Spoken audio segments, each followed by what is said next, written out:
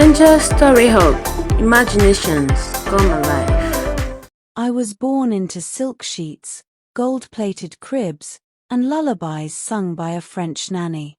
My mother, God rest her soul, was the jewel of Lagos high society, elegant, soft-spoken, and endlessly devoted to me. And my father, a billionaire industrialist who saw me as nothing less than a princess in a castle he built with his own hands. My name is Lucy. My mother never told me no. Never scolded me. Never let me cry for too long, or carry the weight of consequence.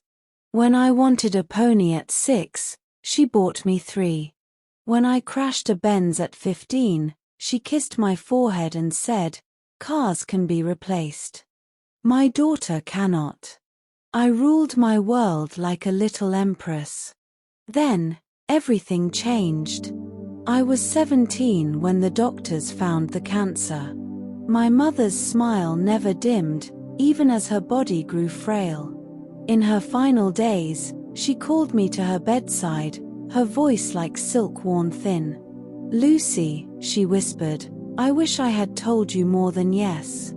I didn't understand. I was too busy crying into her hands, too shattered to make sense of her regret.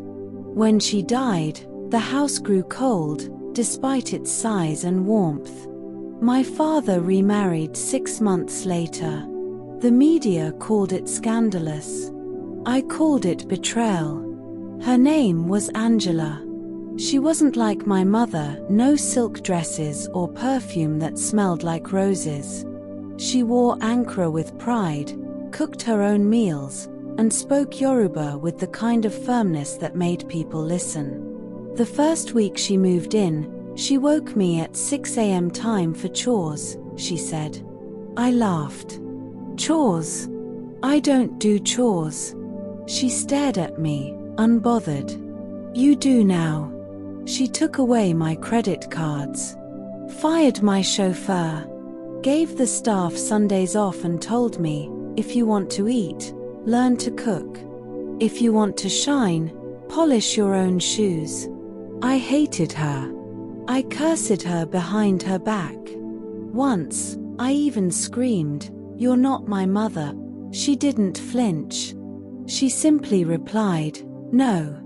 But I'm the woman who will teach you how to become one." And slowly, painfully, she did.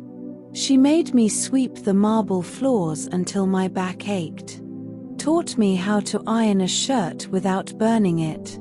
Sat beside me in silence when I ruined a stew and cried, not because of the food, but because I had never failed at anything so small before.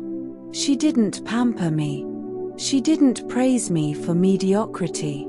But when I finally nailed a recipe, washed my clothes, organized a charity event without calling Daddy's assistant, she smiled.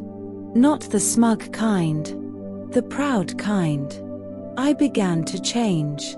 I stopped expecting the world to hand me things. I started earning them.